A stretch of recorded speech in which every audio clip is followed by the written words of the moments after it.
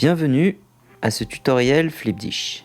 Aujourd'hui, je vous montrerai comment gérer votre capacité de commande. Cela vous permettra de limiter le nombre de commandes que votre magasin pourra accepter pendant un moment donné de la journée. Nous nous réjouissons de vous montrer cette nouvelle fonctionnalité qui apportera un plus à vos affaires et vous permettra de prendre des décisions en temps réel pour gérer au mieux le nombre de commandes rentrantes. Je vous montrerai comment installer et configurer cette fonctionnalité, ainsi que l'interface que vos clients trouveront sur le site web de votre restaurant. Je vais faire un test et mettre en place des limites de capacité pour le restaurant Pizza Café New York. Donc, sur la page d'accueil de Flipdish, je peux faire défiler celle-ci vers le bas jusqu'au magasin dont je veux configurer les limites. Et ensuite, je clique sur la roue dentée au-dessus de votre graphique de vente, ici, pour aller dans les paramètres de votre magasin. Puis je descends jusqu'aux paramètres de commande. Vous pouvez choisir ici entre les limites de collecte et de livraison.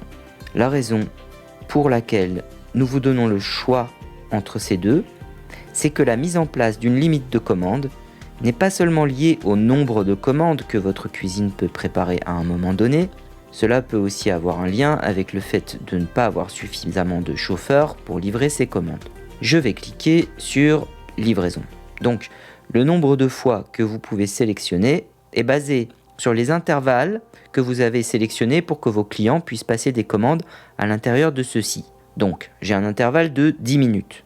Au bas de la page, je n'affiche que temps unique, ce qui veut dire que votre client ne pourra voir que le début de l'intervalle quand il sélectionne sur le site web, comme vous pouvez le voir aussi ici. Alors, je vais mettre en place quelques limites pour aujourd'hui et demain. D'abord, je clique sur le calendrier et je choisis l'heure à laquelle je veux que les limites commencent. Et ensuite, je peux sélectionner une heure de fin. Donc, en fait, ceci sera pour la journée entière. Et juste à des fins de démonstration, je vais sélectionner une commande par intervalle de 10 minutes. Cela signifie que mon restaurant sera capable d'accepter uniquement une commande à chaque intervalle de 10 minutes. Pour finaliser, je clique sur Créer et vous pouvez voir que le bloc s'affiche sur le calendrier. Maintenant, ce changement n'est pas encore en ligne sur le site car je dois cliquer sur Sauvegarder au bas de la page pour activer ce changement.